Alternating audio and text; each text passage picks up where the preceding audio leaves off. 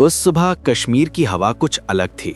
सड़कों पर रोज की तरह सेना के काफिले चल रहे थे, लेकिन फाइलों के अंदर कुछ ऐसा दर्ज था जिसे अगर समय पर पढ़ लिया जाता तो शायद इतिहास की ये तारीख कुछ और होती।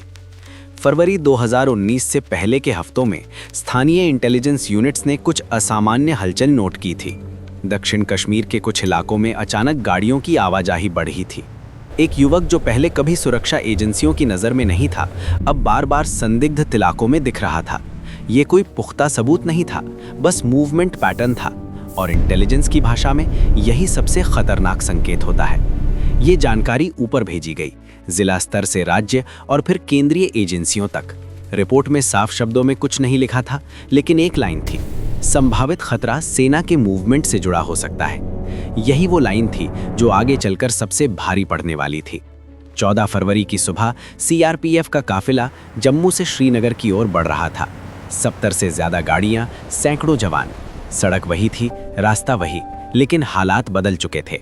जिन इलाकों से काफिला गुजर रहा था, वहीं कुछ दिन पहले वही संदिग्ध मूवमेंट रिपोर्ट की गई थी। सवाल ये नहीं था कि खतरा था या नहीं, सवाल ये था कि खतरे की गंभीरता को कैसे समझा गया। दोपहर के करीब एक कार अचानक काफिले की ओर मुड़ी। कुछ सेकंड और फिर एक धमाका जिसने सड़क को नहीं, पूरे देश को हिला दिया। धुआं, चीखें, टूटी गाड़ियां और वो खामोशी जो धमाके के बाद आती है। 40 जवान शहीद हो चुके थे। शाम होते होते देश गुस्से में था। टीवी स्क्रीन पर एक ही सवाल गूंज रहा था, क्या ये रोका जा सकता था? धीरे धीरे वो पुरानी रिपोर्ट सामने आने लगी। वही मूवमेंट अलर्ट, वही संदिग्ध गतिविधि जिसे किसी ने आखिरी चेतावनी नहीं माना। इंटेलिजेंस दुनिया में हर जानकारी अधूरी होती है। फैसले अंदाजों पर लिए जाते हैं, लेकिन जब अंदाजा गलत निकल जाए तो कीमत खून से चुकानी पड़ती है। पुलवामा के बाद एजेंसियों के भीतर भी सवाल उठे। क्या काफिले का मूवमेंट टाला जा सकता था? क्या एयरलिफ्ट संभव थी? क्या उस चेतावनी को रूटीन मानना गलती थी? इन सवालों के जवाब कभी पूरी तरह सार्वजनिक नहीं हुए। फाइलें बंद हो गईं, जांच आगे बढ़ी और देश ने बदला देखा।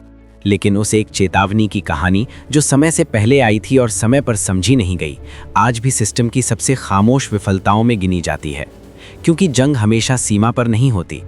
कभी कभी जंग फाइलों के बीच लड़ी जाती है, और हार का पता तब चलता है जब बहुत देर हो चुकी होती है।